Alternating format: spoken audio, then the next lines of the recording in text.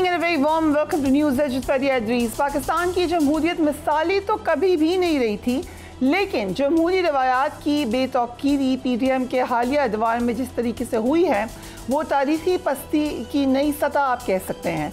एक cosmetic decorum ज़रूर था जमहूरियत का, जो कि हमने क्लियरली विजुअली अपनी आँखों के सामने पामाल होते हुए देखा है।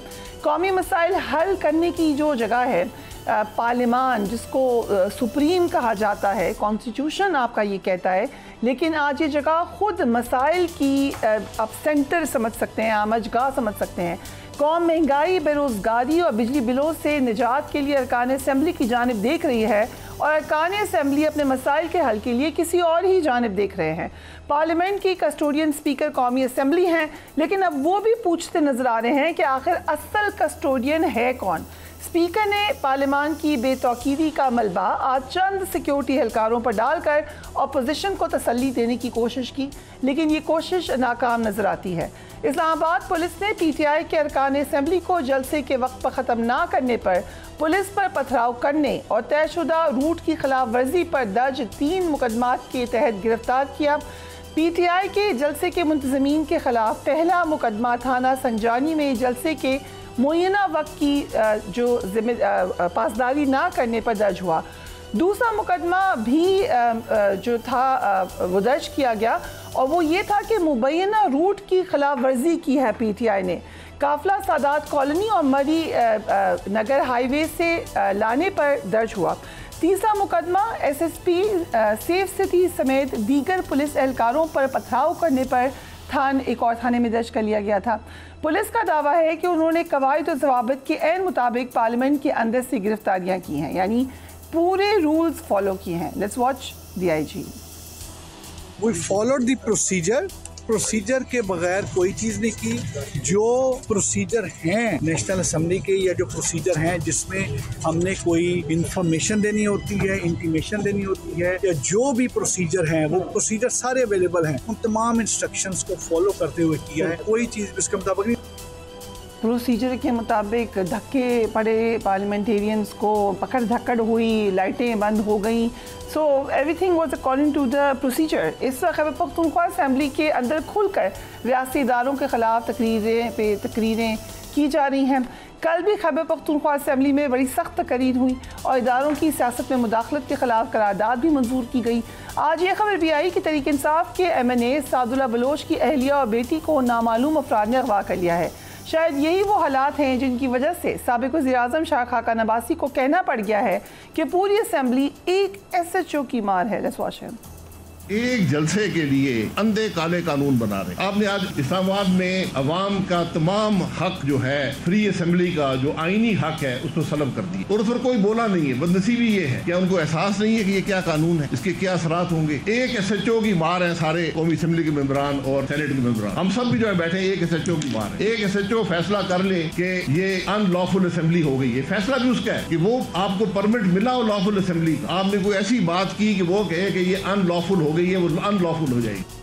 फॉर्मर प्राइम मिनिस्टर हमारे साथ मौजूद है। Thank you so much Shah Khaqan Abbasi for being on the programme. एक SHO की मार है, is this just a sentence या एक्चुअली आप ये हकीकत बता रहे हैं? नहीं, मैं हकीकत तस्वीरें आपने खुद देखी हैं।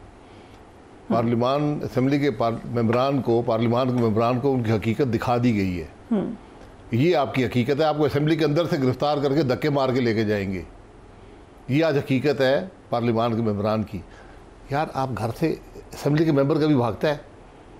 आप घर से अरेस्ट कर लें, असेंबली के बाहर अरेस्ट कर लें, असेंबली के अंदर आकर अगर IG साहब ये फरमा रहे हैं कि मैंने सारे प्रोसीजर फॉलो किए हैं, तो दिखा दें स्पीकर की इजाज़त।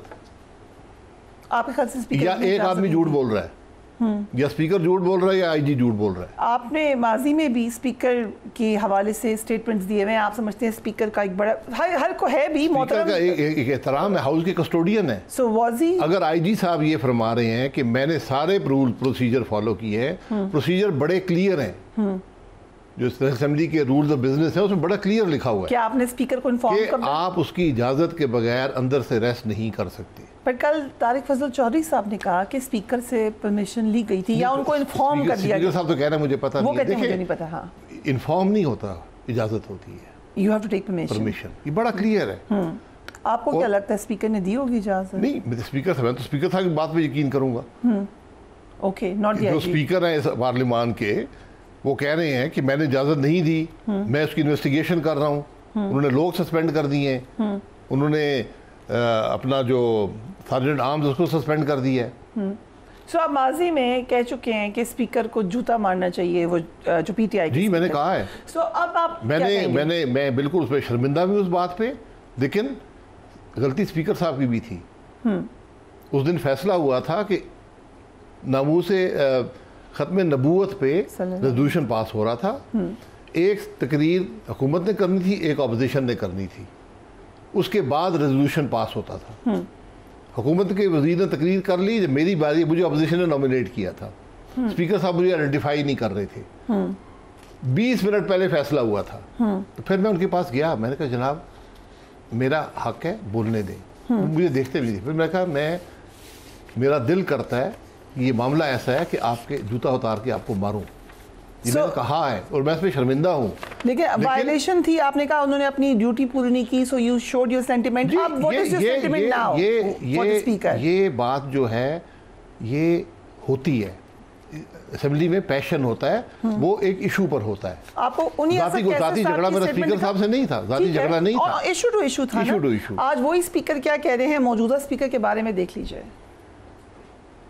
की इज्जत कितनी रही कि पाकिस्तान तो छोड़ो, पूरी दुनिया की तारीख में इस किस्म का मिसाल आपको नहीं मिलेगा कि कोई असेंबली की प्रेमिसेस में अंदर उसके पार्लियामेंटेरियन को गिरफ्तार करे। यानी ये कोई तारीख नहीं, वो इदारा जो सुप्रीम कहलाता है, उस इदारे की पोजीशन उन्होंने ये रखी। इसका मतलब ये है कि मुल्क में कोई कानून नहीं, कोई आईन नहीं और इस असेंबली की कोई हैसियत नहीं। मैं ये बात कैटेगरिकली कहना चाहता हूँ स्पीकर साहब, जो आपने इकदाम की वो तोड़े हैं, ये इससे हम मुतमईन नहीं होने। हमने खुद देखना है कि जिस तरह मरूफ साहब ने कहा कि आप FIR किसके खिलाफ काटते हैं और कितना जुर्रत दिखाते हैं।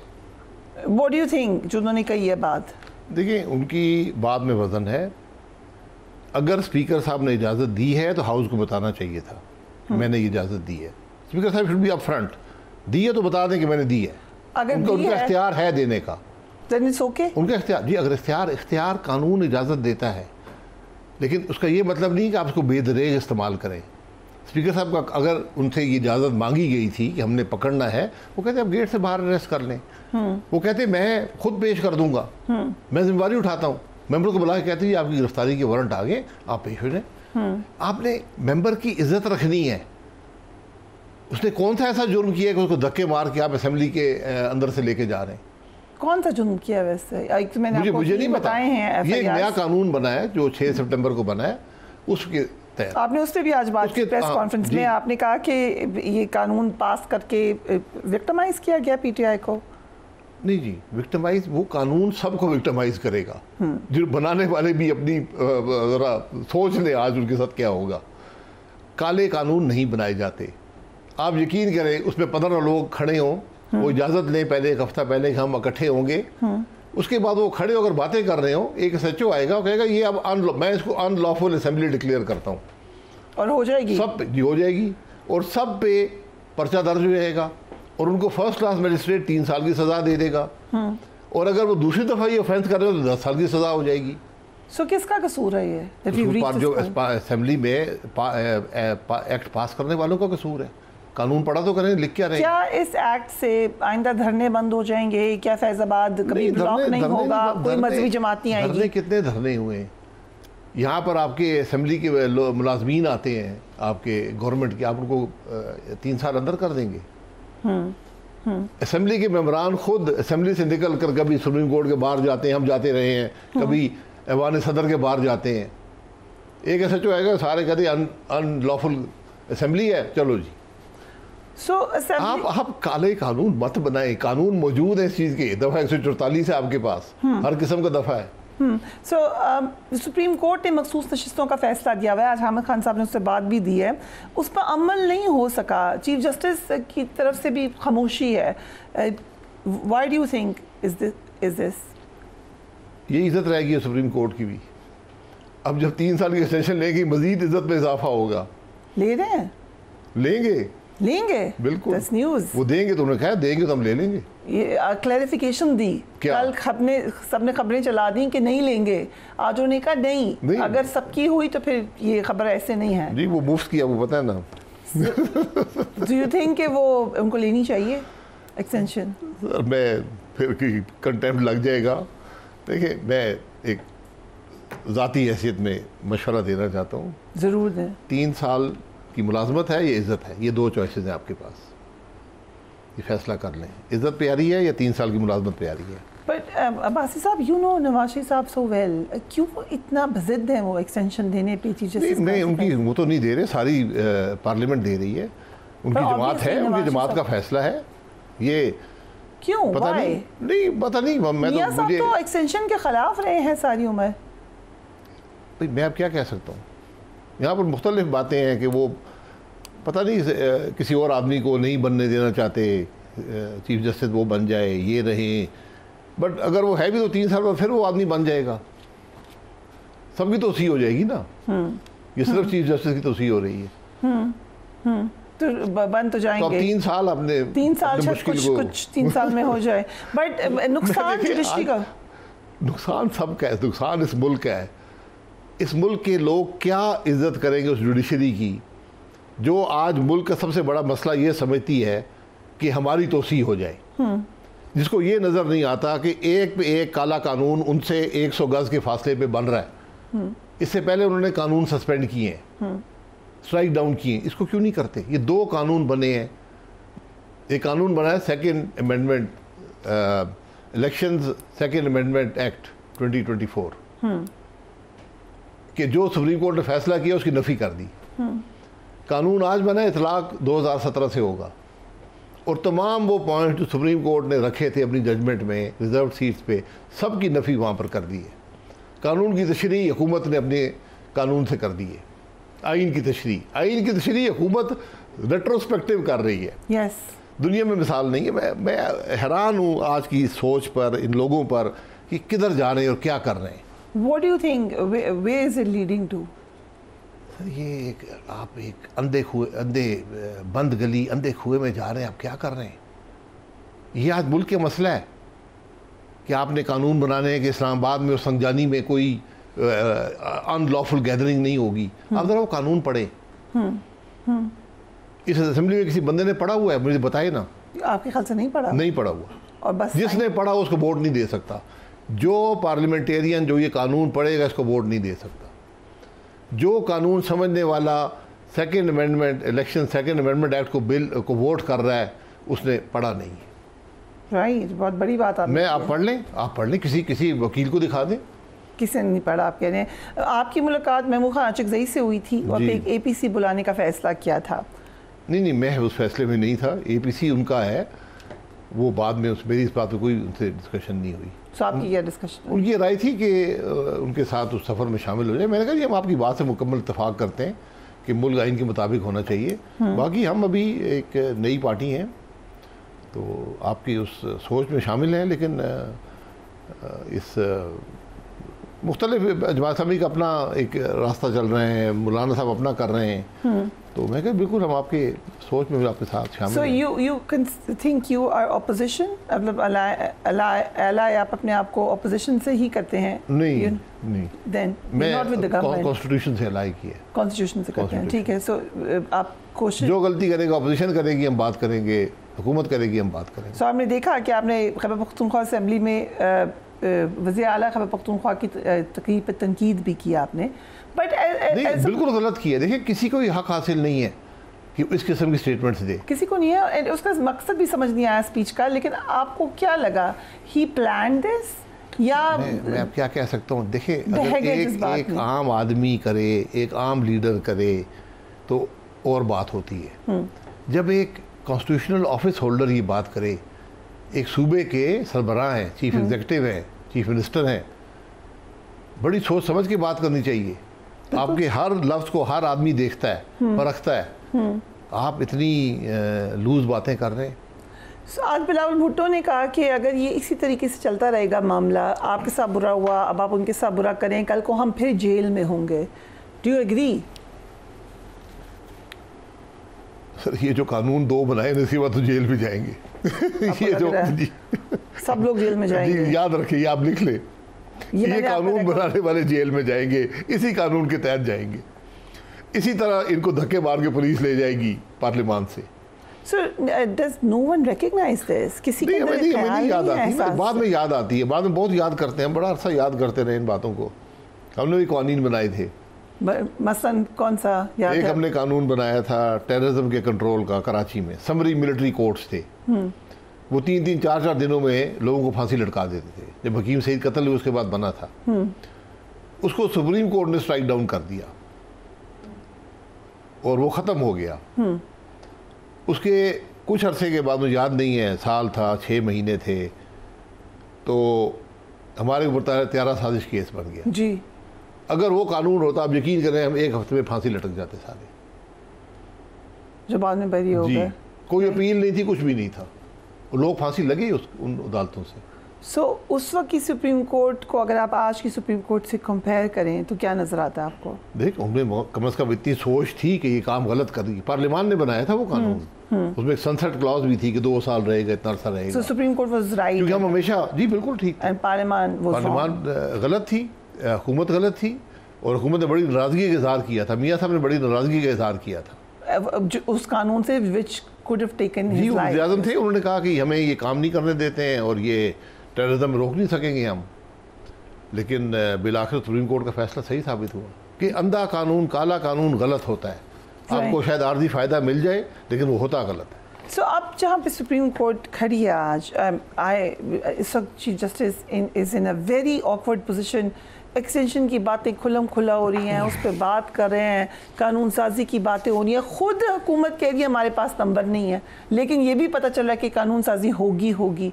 ये कैसी सिचुएशन है? देखिए, कानून साजी किसी का, वो उन्होंने कानून में जो तब्दीली की इसीलिए की है ना, कानून में तब्दीली की है कि जो फ्लोर क्रॉसिंग है वो एक्सेप्टेबल हो जाएगी। तो हो जाएगी नहीं, होगी तो नहीं, लेकिन वक्ती तौर पे कर लेंगे। यू सेइंग कि कुछ भी मैन्यूवर हो जाएगा जी। लेकिन खुद राना सनाउल्लाह कह रहे हैं हमारे पास नंबर नहीं है, तारिक फजल चौधरी कह रहे हैं हमारे पास नंबर नहीं है। नंबर है सर, नंबर नहीं है, लेकिन नंबर पैदा कर लिए जाएंगे। कैसे? I want to know. PTI के लोगों को दबा कर वो साथ मिल जाएंगे और उनका वोट काउंट हो जाएगा, जो पहले नहीं होता था, सुप्रीम कोर्ट के फैसले के मुताबिक नहीं होता था, अब वो काउंट हो जाएगा। So anything is possible, everything is possible. आज सुप्रीम कोर्ट एक दो राय पर खड़ा है, राइट। उनको आज रिफ्लेक्शन और एक बड़ी सीरियस इंट्रोस्पेक्शन की ज़रूरत है कि ये सुप्रीम कोर्ट की बात कर रहा हूँ कि या उनको 3 साल एक्सटेंशन मिलेगी या उनको इज्जत मिलेगी। ये उनके पास आज उस इदारे के पास ये चॉइस है। बट यू नो जस्टिस काजी फायज़ अभी तक तो जितना आपने देखा है, अगर उनको एक्सटेंशन मिल रही होगी तो वो नो कर देंगे। सर, मैं कुछ नहीं कह सकता, मैं तो एक प्रिंसिपल की बात कर रहा हूँ कि एक्सटेंशन में उस इदारे का नुकसान होगा, उनकी इज़्ज़त नहीं रहेगी। और ये निज़ाम बड़ी सोच समझ के बनाया गया था कि क्यों 60 साल पे रिटायर हो रहे हैं, कोई 62 पे हो रहे हैं, कोई 65 पे हो रहे हैं। तो इसको अगर आपने तब्दील करना है तो ज़रा डिबेट हो, 4-6 महीने डिबेट होनी चाहिए। वक्ती ना हो कि हमें वक्ती कि आपने जी 15 तारीख से पहले करना है, 16 से, तो उसके पहले हमने करना ही करना है। एक और भी प्रपोजल बीच में जो डिस्कस हुआ, फवाद चौधरी साहब ने कहा कि ये बात डिस्कस हुई है कि टॉप 5 सीनियर मोस्ट जजेस में से एक चीफ जस्टिस होंगे और प्रेरोगेटिव गवर्नमेंट का होगा। सर, गवर्नमेंट का नहीं होना चाहिए, पार्लियामेंट को दे दें। पार्लियामान ही कर सकती है अपनी मर्जी के चीफ जस्टिस सेलेक्ट करें। Leader of the opposition, leader of the house मिलकर सेलेक्ट कर लें। ये तो चीफ इलेक्शन कमिश्नर और चीफ जस्टिस में कोई फर्क ही ना हुआ। ये निज़ाम जो सीनियरिटी का भी दुरुस्त नहीं है। ये भी दुरुस्त नहीं है। क्यों? ये क्यों दुरुस्त नहीं है? ये दुरुस्त इसलिए नहीं है कि आप लोगों को लाते ही उस तरीके से हैं कि ये सीनियर हो जाएंगे उस वक्त जाकर। ठीक है, तो 2035 तक आपके सारे चीफ जस्टिस डिसाइडेड हो गए पहले से ही, जिस तरह उनको लाया गया है। और जिनको नहीं, वैसे हमने ये प्रूव होता हुआ देखा नहीं। जस्टिस काजी फायज़ी साहब आज जितने भी कंट्रोवर्शियल हों, बट उनको हटाने की पूरी कोशिश की गई, बट ही सस्टेन्ड। नहीं, हटाने की कोशिश हुई ना, लेकिन उन्होंने बनना ही बनना था क्योंकि वो उस सिस्टम में आ गए ना सीनियरिटी के। तो इट मीन्स कि आपको नापसंदीदा भी हो तो बन जाते हैं चीफ जस्टिस। अगर आप उस पे आ जाए ना, सीनियरिटी में आ जाए अगर, तो सीनियरिटी का तयन ही पहले से कर लिया जाता है। केस इस को होने जज देना है, को कब सीनियर की लाएंगे, नहीं किस होने उम्र में देना। लाएंगे, कैसे लाएंगे, ये कौन से दिन बन जाएगा, वो कैलकुलेशन मुश्किल नहीं है। सो ये जो मियाँ साहब की एक का अब हमें नजर आ रही है tendency to control things, everything. नहीं, मियाँ साहब से क्या ताल्लुक है? मियाँ शहबाज शरीफ साहब प्राइम मिनिस्टर एक्सटेंशन हैं। से उनका कोई ताल्लुक नहीं है। जी? काजी फायदी से की एक्सटेंशन से मियाँ नवाज शरीफ का कोई ताल्लुक नहीं है। नहीं, बराह रास्त तो नहीं है ना, वो हुकूमत में है ना वज़ीर आज़म है, उनकी सो आर बात यू है। सेइंग कि उनको इससे कोई फर्क नहीं नहीं, पड़ता? मुझे नहीं पता फर्क पड़ता होगा नहीं पड़ता होगा। चीफ जस्टिस और एक MNA या पार्टी के हेड ये का भी क्या महज ताल्लुक हो? इत्तफाकी था कि जब तक जस्टिस काजी फायदी साहब नहीं बने चीफ जस्टिस, वो पाकिस्तान आई नहीं।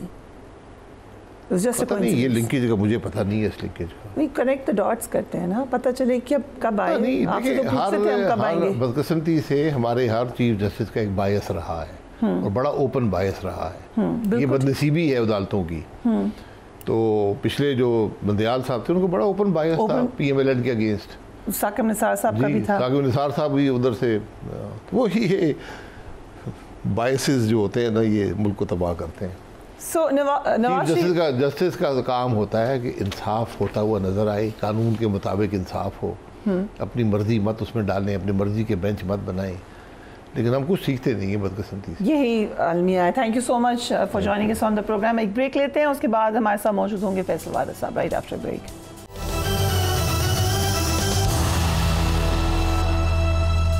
And welcome back. पार्लियामेंट के अंदर से तहरीक इंसाफ के MNAs की गिरफ्तारियां बिलाशुबा जमहूरियत के लिए कलंक की हैसियत रखती है। स्पीकर कौमी असम्बली ने आज नकाबपोश अफराद के पार्लियामेंट के अंदर दाखिल होने पर सार्जेंट एट आर्म्स को 4 माह के लिए मुअत्तल कर दिया है। स्पीकर ने ऐवान का माहौल बेहतर बनाने के लिए मिसाक पार्लियामेंट की तजवीज़ देते हुए 16 रुकनी कमेटी बनाने का भी ऐलान किया है, जिसमें अपोजिशन और हुकूमत की नुमाइंदगी बराबर की होगी। आज के इजलास में खिताब करते हुए चेयरमैन तहरीक इंसाफ गौहर खान ने कहा कि किसी ने बंद कमरे खोले थे, सार्जेंट एट आर्म्स को मुअत्तल करने के बजाय मामले की तह तक जाए। Let's watch him. मैंने साहिबान को जिस अंदाज से उठाया गया है, ये हिस्ट्री में याद रखा जाएगा। वो ईमान के अंदर मौजूद थे, नकाबपोश आए, हर दरवाजा खोला गया है। वो चाबियां किसके पास थी जो दरवाजे खोलते थे? वो लाइटें किसने आप की? आप बराए मेहरबानी इसकी इंक्वायरी ऐसी न करवाएं कि जिसमें से मासूम आम किस्म के बंदों को आप सस्पेंड कर लें, इसके तह तक जाएं। ये एक आईनी मसला है और ये सब के लिए है, ये ईमान सब के लिए है। मैं अरेस्ट हुआ हूँ, मेरे पास खबर आई, यहाँ मौजूद थे कि पुलिस बाहर आई है। मैंने इस ईमान के फ्लोर पे भी कहा था कि हम भागने वाले नहीं हैं, लेकिन जबरी गुमशुदगियां ना हो। जबकि chairman Peoples Party Bilawal Bhutto ने भी एक सजेशन दी है, उनको भी देख लीजिए।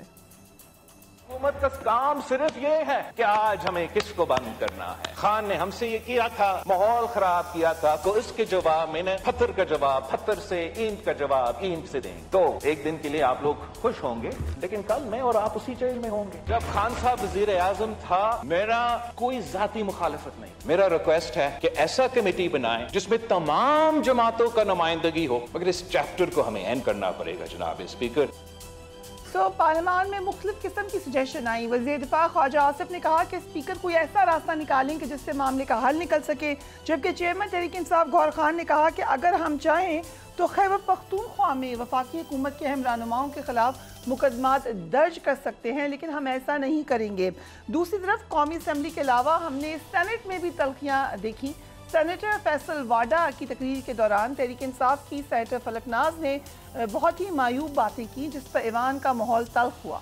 चेयरमैन सेनेट ने फलकनाज की रुकनियत 2 रोज़ के लिए मुअत्तल की। सेनेटर फलकनाज ने कल हमारे प्रोग्राम में कहा कि मैंने ऐवान में कोई गाली नहीं दी थी। जरा देखिए।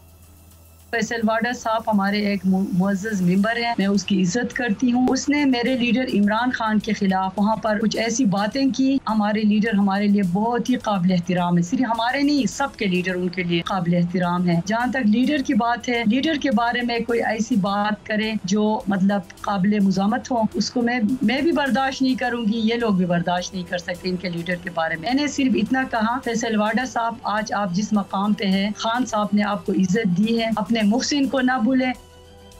फैसल वाडा साहब हमारे साथ मौजूद हैं। Thank you so much for being on the programme. A lot of issues, लेकिन let's start with senator Falaknaz. 2 दिन की उनकी रुकनियत मुअत्तल हुई है। Is that okay? No, it's not okay. Okay, you think इससे ज़्यादा सख्त एक्शन होना चाहिए था? देखिए, वो भी हमारे लिए काबिल इज्जत है। मेरा कोई क्लिप दिखा दें जिसके अंदर मैंने गाली दी हो, कोई क्लिप दिखा दें जिसमें मैंने इमरान खान साहब के लिए, मुझे आप बता रहे हैं इमरान खान साहब की हमदर्दी का, मुझे बताएंगे आप लोग? मैं तो इन लोगों को कभी पार्टी में देखा भी नहीं था, इनकी शक्लों को 15 साल के अंदर। और बिल्कुल उन्होंने ठीक कहा कि मुझे सियासत सिखाई इमरान खान साहब ने, जो सिखाया था मुझे तो याद है वो भूल गए।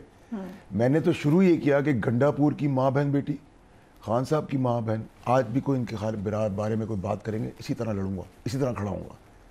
सबकी माँ बहन साझी हैं, ये कोई रवायत नहीं होगी, इट इज़ नॉट एक्सेप्टेबल। देखिए आप, मेरे पास भी ऑप्शन हैं, मेरे पास भी गालियों का ब्रिगेड है मेरे पास, ठीक है। मैं खुद बहुत तेज़ ज़बान वाला हूँ, कि मैंने भी रिस्पॉन्सिबिलिटी थी ना मेरी, मैं एक मनसब पे बैठा हुआ था, ठीक है, मैं सड़क पे तो नहीं खड़ा हुआ था, ठीक है।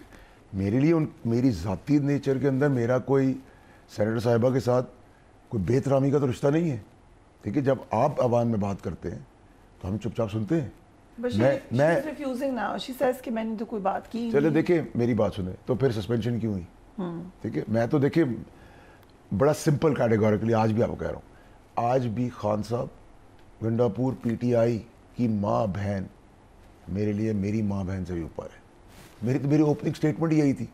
मुझे आप किस तरह बता रहे हैं, मेरा कोई क्लिप दिखा दें कि मैंने सेनेट में इमरान, ये ड्रामेबाजी ना करें ना, एक्टिंग ना करें मेरे साथ कोई भी, don't try to be smart, ठीक है। आप ज़्यादा लॉयल ना बताएं अपने आप को, ये लॉयल्टी के चक्कर में there are certain people who are unrecognised. आज जो नजर आए, मैं तो उनको 500 की गैदरिंग में भी नहीं कभी देखा, 500 की मीटिंग में भी कुछ शक्लें मैंने नहीं देखी। कल भी अगर आप देखें क्लिप को गौर से, तो वहाँ से शिबली फराज साहब ने मुझे कहा मैं बात कर रहा हूँ, मैं चुप हो गया। तो एहतराम था ना, मेरी कोई ज़ाती लड़ाई तो नहीं है, ठीक है। मैं तो इमरान खान साहब को रोक रहा था इन चीज़ों से, उन्होंने खुद भी एडमिट कर लिया अब, ठीक है।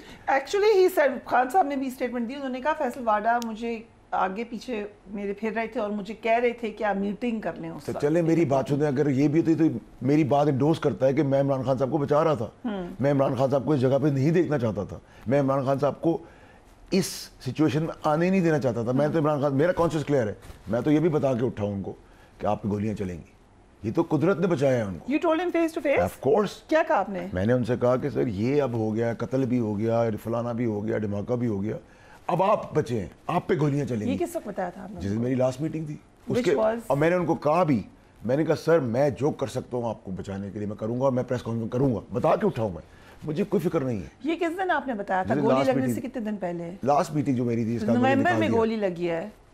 मैं जिस दिन, आई डोंट रिमेंबर, जिस दिन मुझे निकाला गया है उससे, जिस दिन मैंने press conference 26 October. Okay, you told him कि गोलियां उससे पहले, हाँ मेरे ख्याल से। So but then okay, and what did he say to that?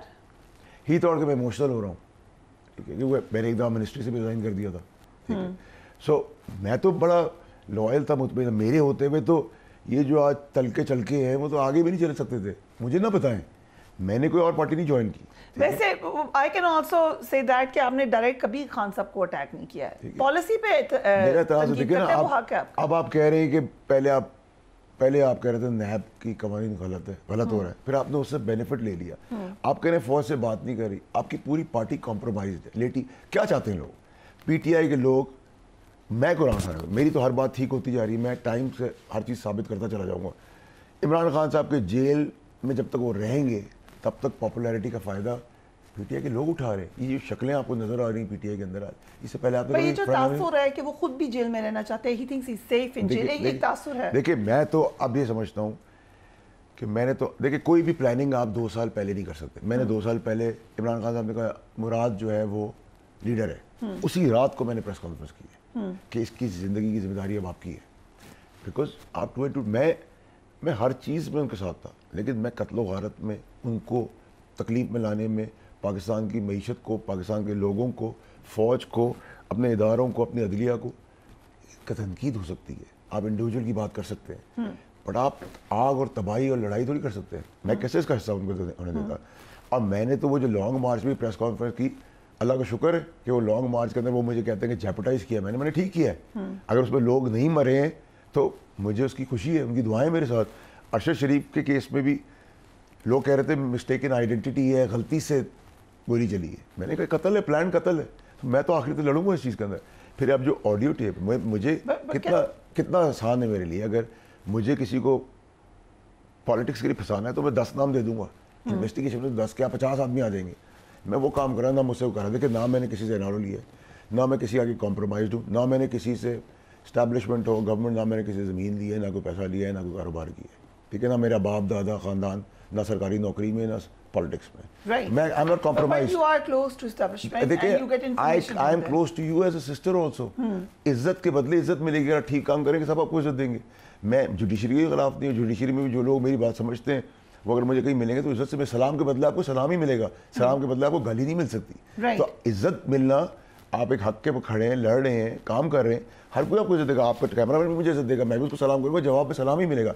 गाली दूंगा तो जवाब में चपेट पड़ेगी। कॉन्टेक्ट एवरीवेयर, इसलिए आपके it's pass not about information होती है। कॉन्टेक्ट। देखिए कोई भागे पेट से तो कॉन्टेक्ट बना के आता, it is your deeds, it is your progress, it is your behaviour. मैं भी फैज के साथ लड़ा हूं जब वो DGISI था, जब किसी का बाप नहीं बात कर सकता था, आज भी किसी का बाप नहीं बात कर सकता। जो ड्रामा आज गवर्नमेंट कर रही है, क्यों किया इन्होंने सारा काम? अगर किया है तो खड़े हो। किसको ड्रामा किसको कह रहे हैं? जो कल सैनिक वो असेंबली में हुआ, पार्लियामेंट में, देखिए पार्लियामेंट में you should stand with the parliament. नहीं, देखिए मेरी बात, मैं आप उस पर भी बड़ा क्लियर हूँ। पार्लियामेंट में मेरा मुखालिफ, मेरा ज़ाती बदतरीन दुश्मन भी अगर हो और उसको हरास करने के लिए को आया है, मैं उससे पहले उसके आगे मौजूद हूँ। बदतरीन दुश्मन के आगे मैं खड़ा हूँ उसके लिए पहले। लेकिन अगर आप मुझे मुल्क तोड़ने के लिए, इश्तियाल जलाने के लिए, गालम गलोच करने के लिए, इज्जत माँ बहन की रगड़ा देने के लिए, जेल ब्रेक करने की करेंगे और मैं उसका हिस्सा हूँगा, जस्टिफाई। अब ये जो है गौर साहब है, गौर साहब एक नफीस आदमी है, एक डिसेंट आदमी है, ठीक है।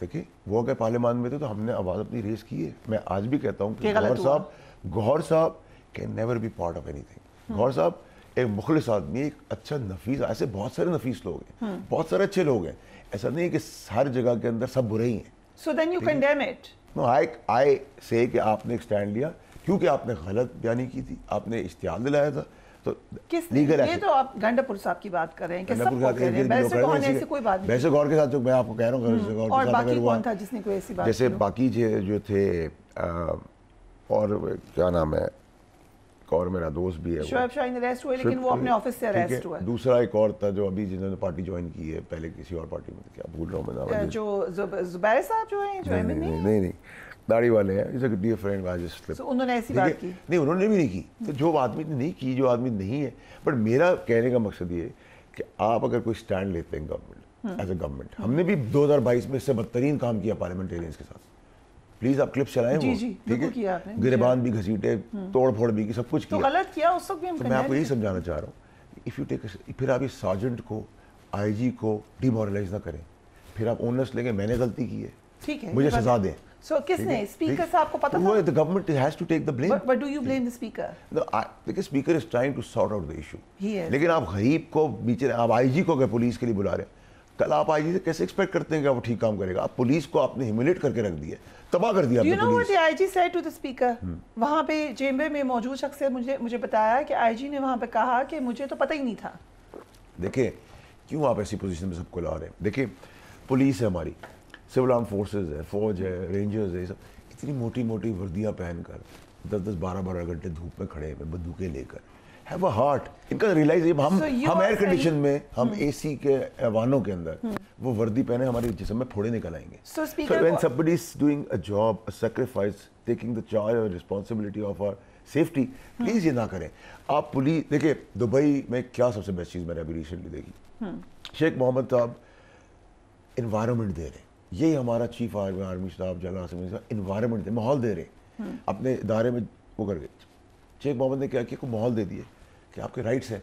एक फरारी में जो 10 करोड़ रुपए की है, एक फरारी जो 10 करोड़ रुपए की है, दुबई में उसको पुलिस ने रोका है, पुलिस वाला 20 करोड़ की गाड़ी से उतरा है बुगाटी से। तो क्या हुआ, फरारी वाला सोच रहा है they mean legal, they mean law. आप अपनी मोबाइलें धक्का स्टार्ट दे दें और अच्छी मोबाइलें अपनी ऐवानों के अपने पीछे चलाने के लिए रख लें, ठीक है, तो आप पुलिस की इज्जत कैसे करवाएंगे? पुलिस को अपलिफ्ट करें, ये काम आप रोज IG को बुला रहे हैं, SSP suspend, SHO suspend. I am sorry, this is not acceptable. आपने ये जो साजनों किया, गरीब आदमी है वो, उसके लिए आप जुल्म करें, मैं आवाज कर उठाऊंगा उसके लिए, ठीक है, you take the responsibility. If I have done something wrong, even as a mistake कर दी मैंने, ठीक है, आप आवाज उठाएं साजन के लिए, लेकिन ये भी बताएं ना कि किसने गलत किया, फिर किसको पकड़ें? Government has to take the responsibility.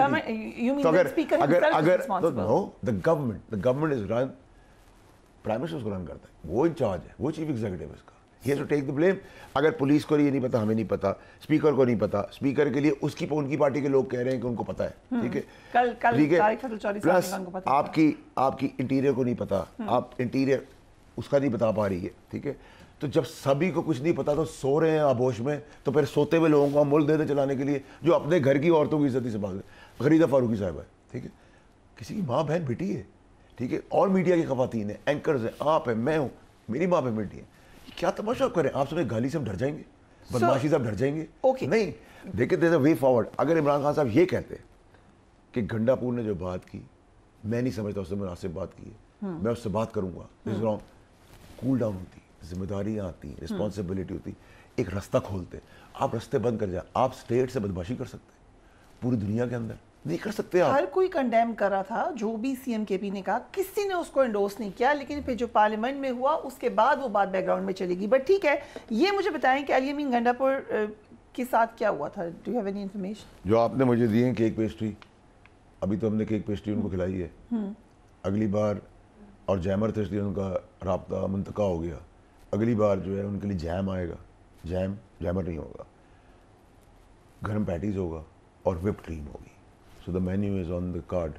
It's up to him to decide. Otherwise, I'm sure कि he will be a very good, polite CM. But he just said कि मैं कायम हूँ जो मैंने बात कही है उसके ऊपर। हमने आके बोलते हैं ना, सारी चीज़ें करते हैं ना। अभी देखिए, अभी तो रास्ता कोई, देखिए मैं इन मुनाफिकों से हर आदमी को कहता हूँ, हर पार्टी में जो मुनाफिक है ना, ये आपका विजन है प्राइम मिनिस्टर साहब, ये जो अरशद नदीम ने कहा, आपका विजन है। What is this rubbish? Colonial दुनिया के अंदर है हम, ठीक है, ब्रिटिश राज है, महाराजा चलते हुए आ रहे, आपका विजन है। आपको मैं कहूँ, आप जो आज एंकर बात करें, वीडियो का आप जिक्र करें, वो तो मुझे समझ ही नहीं आई, प्राइम मिनिस्टर की मीडिया टीम ने कैसे रिलीज होने दी video? This is normal in our area. यही खान साहब के साथ हुआ है। देखिए मैं आपको कहूँ, मेरा विजन था, आज आप बहन ये कर रही हैं, सुनने वाला कहेगा पागल है, ठीक है, इसको ABC नहीं पता है एंकर की, ठीक है। इस तरह ये दिमाग को मफलूज कर देते हैं। तो मैं उनसे कहता था, सर ये फंसवा देंगे, बर्बाद देंगे हमें, ठीक है, ठीक है, दिस इज ऑल ओवर। चमचा यहाँ मेरिट पे हम right person for the right job नहीं ढूंढते, हम ढूंढ के लाते हैं wrong person for the right job. मछली को कहते हैं दरख्त पे चढ़ो, ठीक है, अच्छा कॉम्पिटेंसी है नहीं, चुगली, चमचागिरी, बेईमानी, बदकलामी, झूठ, इस पे पूरा है। मैंने कल भी ये कहा, मैंने कहा मुझे आप रोज गिराने की कोशिश करते, मेरी पावर कोई नहीं है। मैं सेनेटर से हटाया, federal minister, play on my strength. Hamdullah साहब ने एक बात, अब अभी भी ऐवानों के अंदर मैं उनको कहना चाहता हूँ जो हेलीकॉप्टर और प्लेन में फिर रहे हैं, मेरे लिए मेरी स्ट्रेंथ है, मैंने स्ट्रगल किया 14-15 साल, मेरी पतंग की डोर की तरह नीचे लाने में, मैं देर नहीं लगाऊंगा, ठीक है। तो मैं तो पाकिस्तान के लिए काम कर रहा हूँ, पाकिस्तान के लिए ठीक काम करूंगा, कोई मेरा बाप भी गलत होगा तो मैं खड़ा हो जाऊंगा। बट यू नो खान साहब वेरी वेल, आपने अभी एक्सप्लेन भी किया, एंड आपको ये भी पता है कि गंडापुर साहब पे कौन सा प्रेशर दूसरी तरफ से भी है। Don't you feel sorry for him? दोनों तरफ से प्रेशर ही प्रेशर नहीं है उनके ऊपर से, क्या करें? एक पाए का लीडर, एक इंटेलिजेंट आदमी जो मुल्क का मुखलिस था, जो अपनी अदारों का मुखलिस था, जो सबका मुखलिस था, वो आदमी इन्हीं चमचागिर, इन्हीं कॉम्प्रोमाइज लोगों की बातों में आकर माउफ हो गए। एक आके आ कह रहा है कि आपको मजहबी पैगाम आया है, एक कोई जिनभूत बता रहे हैं, एक कह रहे हैं आप आलिम दीन है, आपके बाद कोई ऐसा वजीर आज़म नहीं आएगा। वी आर ह्यूमंस, मुझे आपसे अच्छा स्पीकर कोई है नहीं दुनिया के अंदर, आप ही आप हैं। एक मिनट के लिए मैं इंसान हूँ, बेवकूफ़ बन जाऊंगा, लेकिन आप कीप ऑन हैमरिंग के विंड की हवा यूँ चली गई, शेल्स यूँ चले गए, जब शेलिंग हुई तो आपके लिए आसमान से हवा तेज होगी। What is this nonsense? ठीक है, देखिए, man proposal God disposes. Indeed. एक ब्रेक लेते हैं, we will be right back.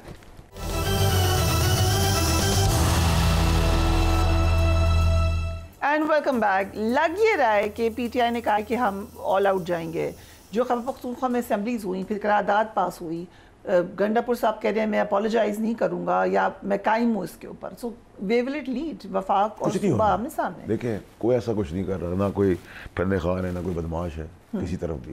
ठीक है, आप सियासत करें, अच्छी सियासत करें, कोशिश करें चीज़ों में। आप कह रहे हैं फौज से हम बात नहीं कर, मतलब अभी तो मैंने एक प्रूफ दिया जस्ट टू टेल दैट मैं बैक्ड बाय प्रूफ होता हूँ। Once I start there will be no end, that includes everyone. मतलब कि कितने कॉम्प्रोमाइज्ड हैं। मैं तो जो बातें मैं करता जा, मैं खान साहब से भी इस बात पे कहता था, मेरी तो खान साहब को मैंने बड़ी बड़ी मीटिंग्स के अंदर, काबीना के अंदर ये कहा है कि आपके साथ मरवा देंगे। ठीक है, तो मैं तो सच साबित हुआ। सब बेनिफिशरीज के कौन है जो आज सुकून से सियासत करें? You don't you think they are compromised even with the government के आज भी पर्क्स एंड प्रिविलेजेस यूज़ करें? मैं आपको वो भी दिखा सकता हूँ कि सेनेट के अंदर जो इतने बड़े बड़े तुरम खान बन रहे हैं, एक एक ट्रिप के लिए भाग मारे फिर रहे हैं कि हमें यहाँ ट्रिप पे भेज दो। What rubbish! क्या पाकिस्तान के लोगों को आप दिखा रहे हैं? मैं हमटी डमटीज को भी कहना चाहता हूँ, मैं इमोरल सियासत नहीं करता, वरना मैं यहाँ से करूँ शक्ल दिखाने के काबिल नहीं रहेंगे उनकी घटिया हरकतों के। बट मैं ऐसी जातियात पे कोई चीज़ नहीं करना चाहता जिससे उनकी माँ बहन बेटियों के लिए प्रॉब्लम हो। मैं इमोरल सियासत कभी नहीं करूँगा, मैं जातियात पे कभी आऊँगा ज़िंदगी में किसी चीज़, बट पाकिस्तान के लिए मैं खड़ा रहूँगा।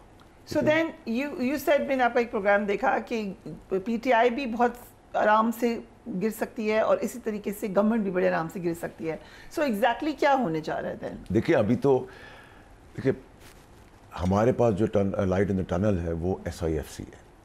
एक अच्छी खबर आ गई है, एक अच्छी खबर आने वाली है। Things are moving in the right direction. I will only give that credit to SIFC। ठीक है, IMF का भी वैसे फाइनल नहीं हुआ, हो जाएगा। ठीक है, आज नहीं होगा, कल हो जाएगा, नहीं होगा, परसों हो जाएगा, इसमें नहीं होगा, हो जाएगा। ठीक है, so we are moving towards the right direction. ठीक है, राइट डायरेक्शन में लोग भूल जाएंगे चीज़ों को। प्रॉब्लम ये है कि खान साहब की जो पॉपुलैरिटी है उसमें ये तो आपकी क्लैरिटी होनी चाहिए, मेरी भी क्लैरिटी है दैट ये शक्लें जो दूसरी तरफ है is not acceptable. I am very clear about it. ठीक है, branding needs to be changed. ठीक है, दैट्स सिंपल एज दैट। ठीक है, अगर आप मुझे कहें कि यहाँ सारे फरिश्ते इमरान खान साहब के आगे, नहीं, मैं तो नहीं कभी कहा मैंने। ठीक है, what I am saying is कि ये एक इशू है जिसको एड्रेस करना है।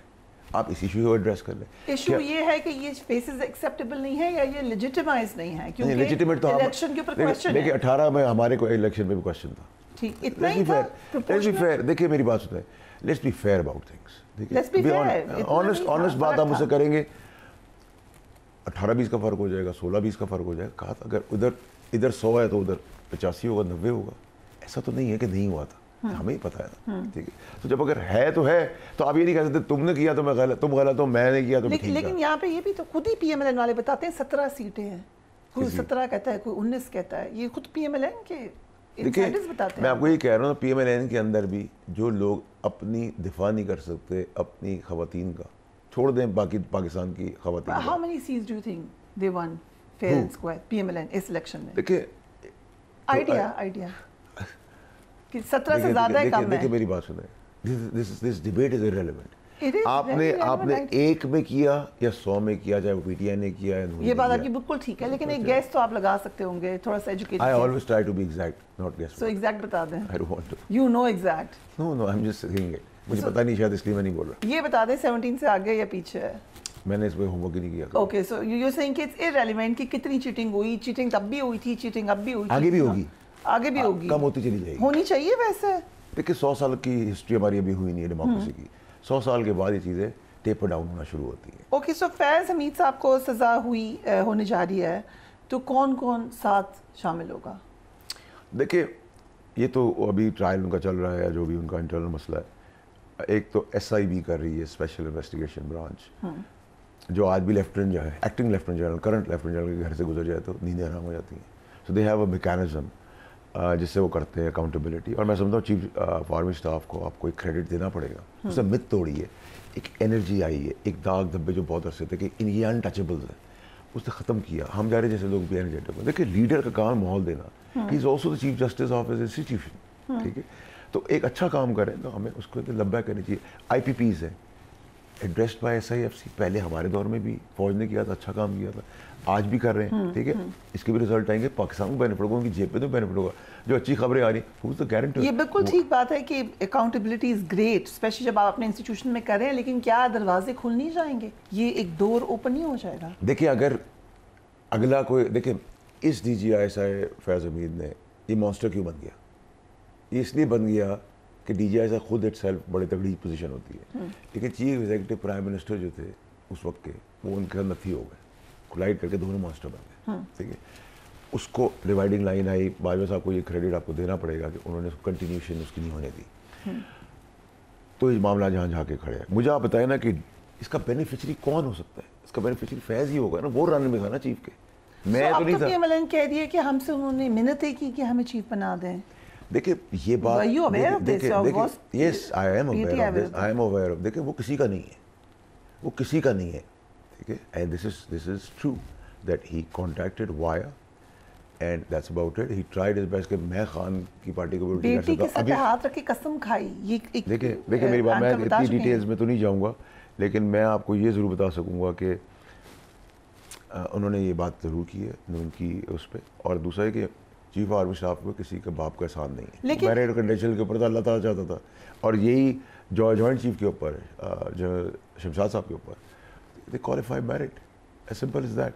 सो जनरल फैज को जो इस पोजीशन पे डीजीआई की खान साहब की चॉइस है, 500%।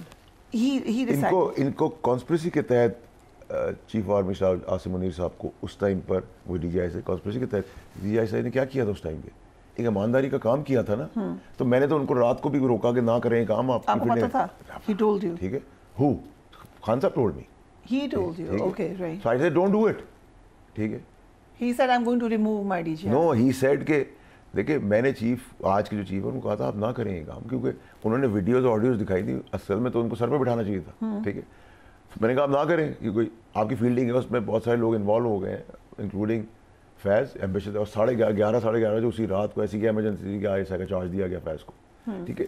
सो आप प्रीवी है बहुत सारे सिस्टम के अंदर बैठकर, ठीक है, you know a lot because I was federal minister, तो इंटरेक्शन डीजीआई और डीजीएमआई और इस तरह की ब्रीफिंग के अंदर आपकी होती है, डीजीए और सब, जैसे मेरी वजारत के साथ डीजीए थे उस वक्त मेजर जनरल थे, सो यू से कि शायद यहाँ आप सारी डेमोक्रेटिक पार्टियाँ पैरों पे होशी अंदर जाके, आप बाहर भी आके कहें कि हम मिलते हैं, क्या इस पर छुपा रहे हैं?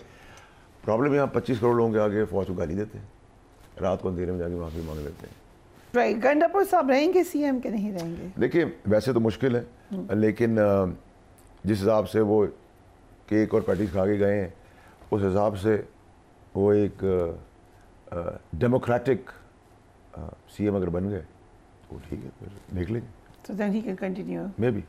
Okay, right. Thank you Faisal Waris sahab for being on the program. नजर यही आ रहा है कि आइंदा आने वाले दिनों में पीटीआई ने ये डिसाइड कर लिया है कि ग्लव्स ऑफ हैं और हमने सख्त स्टांस लेना है। ये स्टांस आपको मुख्तलिफ फोरम्स पे नजर भी आ रहा है, चाहे वो खैबर पख्तूनख्वा की असेंबली हो, चाहे वो टॉक शोज हो, लेकिन हामिद खान साहब की स्टेटमेंट भी इंटरेस्टिंग है। उन्होंने कहा 2 माह हो गए सुप्रीम कोर्ट के फैसले पर अमल नहीं हो रहा, सो किस हद तक ये महाजराई जारी रहेगी, we will find out in days to come. Take care of yourself, अल्लाह हाफिज।